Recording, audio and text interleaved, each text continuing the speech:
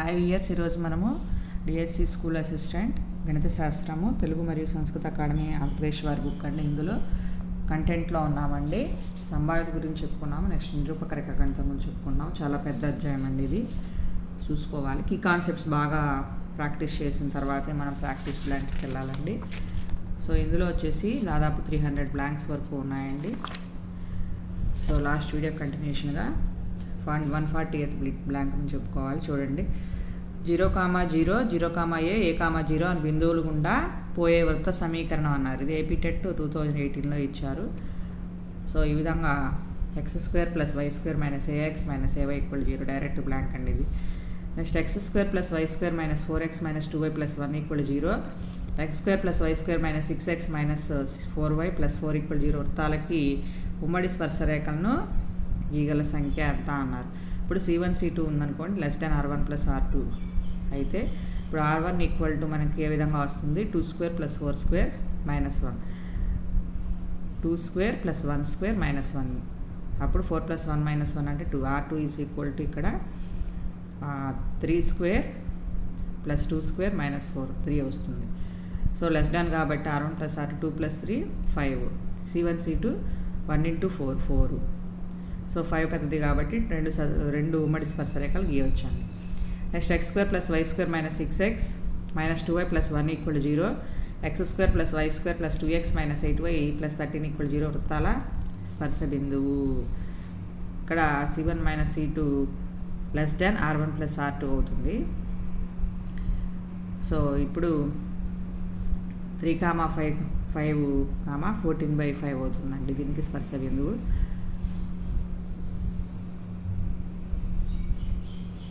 ఈ విధంగా ఫార్ములా ఉంటుంది. R1 of -g' + R2 of -g / R1 + R2, R1 of -f' + R2 of -f / R1 + R2. So దీంట్లో substitute చేసుకోవాలండి. So ఈ విధంగా మనకి g', f', g, f substitute చేసుకుంటే 3/5, 14/5 వస్తుంది. నెక్స్ట్ x, దీనికి ఫార్ములా ఉంది ఈ విధంగా స్పర్శ బిందువుకి. Next x² + y² - 6x - 8y + 12 = 0. ఇంకో ఈక్వేషన్ ఇలాగే x² + y² - 4x + 6y + k = 0. సమీకరణాలు లంబ వృత్తాలను సూచిస్తే k విలువ ఎంత అన్నారు. లంబ వృత్తాలు సూచించడానికి నియమం వచ్చేసి c + c' = 2 of g' + f' అవుతుంది. సో అప్పుడు 12 + k = -12 అవుతుంది. k = -24 వస్తుందండి. నెక్స్ట్ ఈ విధంగా రెండు ఈక్వేషన్స్ ఇచ్చేసి సూచించే వృత్తాల మధ్య కోణం అని అడిగారు. దీనికి ఫార్ములా ఉంది. cos θ = c + c' - 2 of g' + f' / 2√g² + f² - c × g'² + f'² - c. వీటికి రూట్స్ ఉంటాయండి. దీని ప్రకారం చేస్తే మనకి -1/√2 వస్తుంది, 3π/4 వస్తుందండి. సో దీనికి కూడా ఫార్ములా. నెక్స్ట్ మూల బిందువు గుండా పోతూ రెండు వృత్తాల సమీకరణ లంబంగా ఖండించే వృత్త సమీకరణం అన్నారు. సో దీనికి మూల బిందువు గుండా పోయే సమీకరణం వచ్చేసి x² + y² + 2gx + 2fy = 0. ఇక్కడ -4g + 6f = 10 అవుతుంది first equation. 12f = 6 second equation అవుతుందండి. సో ఆ రెండింటిని సాల్వ్ చేసినప్పుడు మనకి 2x² + 2y² - 7x + 2y = 0 వస్తుంది. నెక్స్ట్ 2, 3 కేంద్రంగా ఉంటూ x² + y² - 4x + 2y - 7 = 0 వృత్తాన్ని లంబంగా ఖండించే వృత్త సమీకరణం అన్నారు. లంబంగా ఖండించడానికి ఫార్ములా మనకి 2g' + 2f' = c + c'. ఇక్కడ కేంద్రం వచ్చేసి -g - f. 2, 3 ఇచ్చారు. దాని నుంచి g = -2, f = -3. సబ్స్టిట్యూట్ చేస్తే మనకి c = 9 వస్తుంది. అప్పుడు x² + y² - 4x - 6y + 9 = 0 అవుతుందండి. నెక్స్ట్ ఒక వృత్తం సమీకరణం ఇచ్చారు. ఏబి ఒక జాయి, దీని సమీకరణము అయితే ఏబి వ్యాసంగా గల వృత్త సమీకరణం అన్నారు. దీనికోసం ఫార్ములా s + λl = 0. ఈ విధంగా చేసుకోవాలండి. ఇక్కడ x² + y² + 2gx + 2fy + c = 0 ఫామ్లో మనకి వృత్త సమీకరణం ఉంటుంది. దీని నుంచి g = λ × 2/2, f = λ + λ - 2/2, f = λ + 4/2. సో ఈ విధంగా చేసినప్పుడు ఇక్కడ ఇది L అవుతుంది, ఇది S అవుతుందండి. సో ఈ విధంగా చేసినప్పుడు λ -4 వస్తుంది. కొత్త సమీకరణం వచ్చేసి x² + y². ఈ λ వాల్యూని ఇక్కడ సబ్స్టిట్యూట్ చేస్తే మనకి -6x + 4 = 0 అవుతుందండి.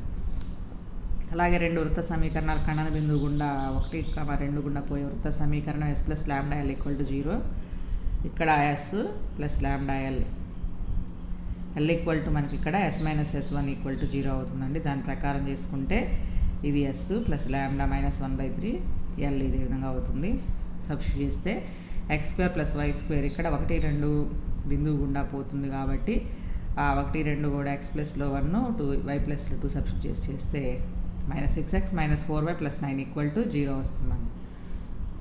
నెక్స్ట్ ఇక రెండు వృత్తాల మూలాక్ష సమీకరణము s - s1 = 0 l దాని ప్రకారము ఇక్కడ 3ని కామన్ తీసేస్తే 7/3x + 8/3y + 11/3 = 0. అప్పుడు ఈక్వేషన్ సబ్ట్రాక్షన్ చేసుకుంటే మనకి ఈ విధంగా మూలాక్ష సమీకరణం x + 10y - 2 = 0 వస్తుంది. వృత్తాల ఉదాంత ఒకటి స్పృశించుకుంటే నియమం వచ్చేసి f' fg' వస్తుందండి. నెక్స్ట్ ఈ విధంగా వృత్తాల ఉమ్మడి జా సమీకరణం అన్నారు x - y = 0. ఈ రెండు ఫార్ములాస్. నెక్స్ట్ ఇక వృత్తాల స్పృశించుకుంటే బిందువు వద్ద వృత్తాల ఉమ్మడి స్పర్శ రేఖా సమీకరణం వచ్చేసి s - s1 = 0 ప్రకారం చేస్తే 4x + 3y + 7 = 0. నెక్స్ట్ పరావలయ శీర్షం ఏమవుతుందండి 4y² - 5y + 12x + 67 = 0. దీన్ని ఈ విధంగా y² - 2 × 5/2y + 5/2² - 5/2² రాసుకోవచ్చు. + 12x + 67 = 0. దీని నుంచి y - 5/2² = -3x + 7/2. ఈ విధంగా పరావలయం తీసుకుంటే y² = 4ax అండి. ఇక్కడ a అనేది శీర్షం అవుతుంది. దీని ప్రకారం 5/2 వచ్చింది, -7/2 వచ్చింది పరావలయ శీర్షం అనేది. నెక్స్ట్ ఈ విధంగా ప్రతి బ్లాంక్ కూడా ఫార్ములా నుండి వస్తుందండి. ఫార్ములాస్ బాగా ప్రాక్టీస్ చేసిన తర్వాత ఈ బ్లాంక్స్ చేసుకోవాలి. చాలా పెద్ద చాప్టర్ ఇది. నెక్స్ట్ y² - x + 4y + 5 = 0 పరావలయ నీతిరేఖ సమీకరణం అన్నారు. సో y² + 4y దీన్ని 4y ఫస్ట్ తీసుకొని +4 + 1గా రాసుకున్నాం 5ని -x = 0 రాసుకుంటే y + 2² = x - 1. అప్పుడు ఇది y² = 4ax రాసుకుంటే 4ax ఫార్ములా రాసుకుంటే 4a అనేది ఇక్కడ x - 1 బ్రాకెట్ వేస్తే ముందు 4a ఉంటుంది, అది = 1 అవుతుంది. a = 1/4. అప్పుడు x - 1 + 4/4 + 1/4 అవుతుందండి నీతిరేఖ సమీకరణం వచ్చేసి. ఈ x - 1కి ఈ 1/4ని యాడ్ చేస్తే వచ్చేది నీతిరేఖ సమీకరణం అవుతుంది. ఇవన్నీ షార్ట్ కట్స్ అన్ని గుర్తుపెట్టుకోవాలి. ఇవి మనకి ఇంపార్టెంట్. ప్రాక్టీస్ చేసుకుంటే టైం బాగా సేవ్ అవుతుంది. 3, -2 శీర్షంగాను 3, 1 నాభిగాను గల పరావలయ సమీకరణం ఎంత అన్నారు. ఇక్కడ x నిరూపకాలు సమానం కాబట్టి ఇక్కడ x² = 4ay రూపంలో ఉంటుంది. x = 3. సో a అప్పుడు మధ్య దూరానికి సమానం అవుతుందండి. a = 3 అవుతుంది. సో ఇక్కడ xతో స్టార్ట్ అవుతుంది. x = 3 కాబట్టి x నిరూపకాలు సమానం కాబట్టి x = 3.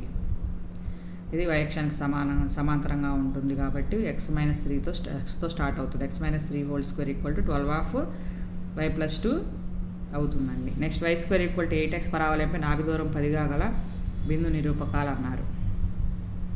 ఈ విధంగా y² = 8/2 = 16, y ± 4 అవుతుంది. ఇక్కడ సపోజ్ ఇక్కడ y నిరూపకాలు ఏమవుతాయి అన్నప్పుడు 4 నాభి దూరం వచ్చేసి ఫార్ములా మాడ్యులస్ ఆఫ్ 1 + a = 10. ఇక్కడ x + a = 10. x వాల్యూ వచ్చేసి ఇక్కడ 10 ± 2 అవుతుంది. అప్పుడు ± 8 అవుతుందండి. అప్పుడు 10 బిందువుల నాభి నిరూపకాలు 8, +8 ± 8 అవుతున్నాయి. y² = 8x పరావలయ నాభిజ ఒక కొన ఇచ్చారు. రెండో కొన నిరూపకాలు అన్నారు. సో ఒక కొన నిరూపకాలకి ఫార్ములా వచ్చేసి a_t1², 2a_t1. రెండో కొన నిరూపకాలు a_t2², 2a_t2. t1 × t2 = -1 అండి ఫార్ములా. దాని నుంచి 12 × t2 = -1, t2 -2 అవుతుంది. దాన్ని దీంట్లో సబ్స్టిట్యూట్ చేస్తే q నిరూపకాలు వస్తాయండి. ఇక్కడ a = 4a = 8 కాబట్టి a = 2 అవుతుంది. నెక్స్ట్ దత్తబిందువు గుండా పరావలయానికి గల అభిలంబ రేఖల సంఖ్య Δx <0 అయినప్పుడు 3 అవుతుంది. డెల్టా అంటే ఇక్కడ g² + 4 h³ = 0. y² = 6x పరావలయానికి ధనాత్మక లంబాగ్రము వద్ద స్పర్శరేఖ సమీకరణం అన్నారు. a = 4a = ఇక్కడ 6, a = 3/2, బిందువు వచ్చేసి 3/2, 3. సో ఫార్ములా వచ్చేసి y = mx + a/m. దాని ప్రకారం చేసుకుంటే మనకి ఈ విధంగా సమీకరణం వస్తుందండి. y = 3 = 3/2m + 3/2m చేస్తే వస్తుంది. Next y² = 8x పరావలయానికి 2y = 5x + k స్పర్శరేఖ అయితే k విలువ ఏమవుతుంది అన్నారు. స్పర్శరేఖ సమీకరణం వచ్చేసి x - my + am² = 0. దీన్ని 5x - 2y + k = 0గా రాసుకొని చేస్తే మనకి k విలువ వచ్చేసి 8/5 వస్తుందండి. ఇక్కడ y² = 4x పరావలయానికి y - 2x + 5 = 0 రేఖ సమాంతరంగా గల స్పర్శరేఖ సమీకరణం అంటే వాళ్ళు సమానం కాబట్టి దీని వాళ్ళు 2 కాబట్టి దీని వాళ్ళు కూడా 2 అవుతుంది కాబట్టి ఇది ఆన్సర్ అవుతుంది. నెక్స్ట్ సూర్యుడు నాభిగా గల పరావలయ కక్షలో ఒక తోకచుక్క సంచరిస్తుంది. సూర్యుడి నుంచి తోకచుక్క దూరము 2 × 10⁷ కిలోమీటర్లు ఉన్నప్పుడు సూర్యుడిని తోకచుక్క కలిపే కక్షరేఖలో π/2 కోణం చేస్తే అప్పుడు సూర్యుడి దగ్గరగా 10⁷ కిలోమీటర్లు దగ్గరగా తోకచుక్క వస్తుందండి. నెక్స్ట్ వీడియోలో రిమైనింగ్ బ్లాక్స్ కంటిన్యూ చేస్తానండి. Thank you.